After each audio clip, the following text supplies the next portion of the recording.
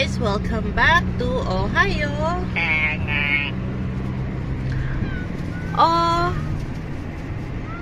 Hana! So ayan, isang Athena venture na naman po ang ating gagawin.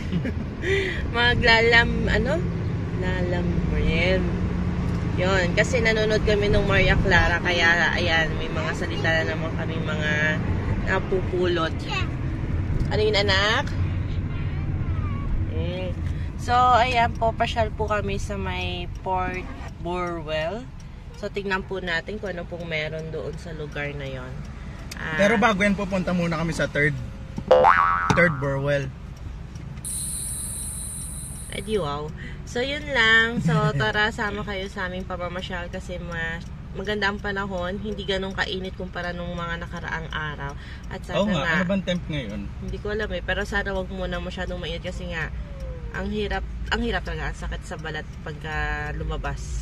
So, yun lang. Tara, sama kayo sa aming pamamasyal.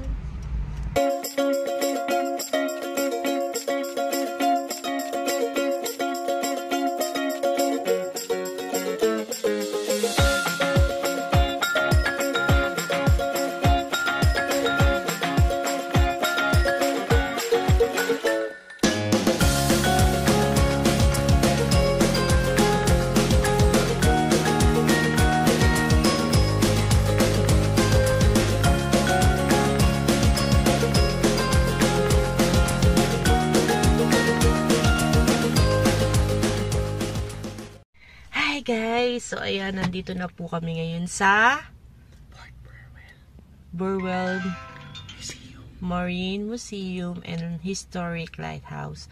So tingnan natin kung anong meron dito. Tara, sama kayo!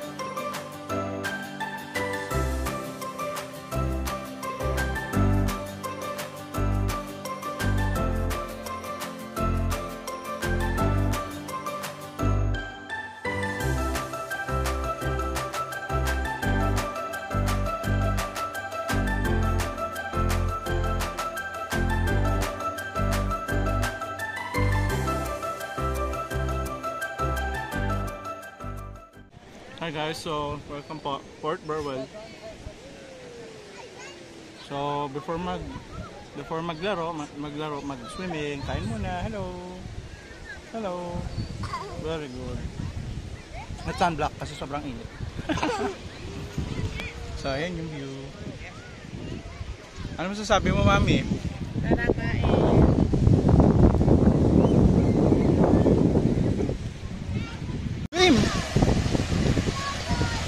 Swim! Woo!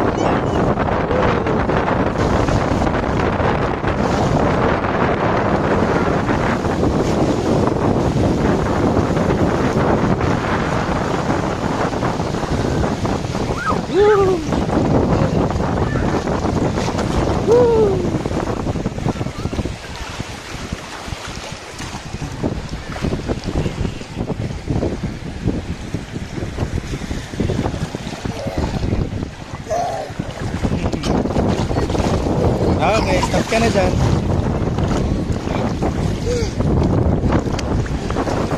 Woo! O, tayo. It's okay. Yeah. Okay, balik na dun. Okay, balik ka na dun.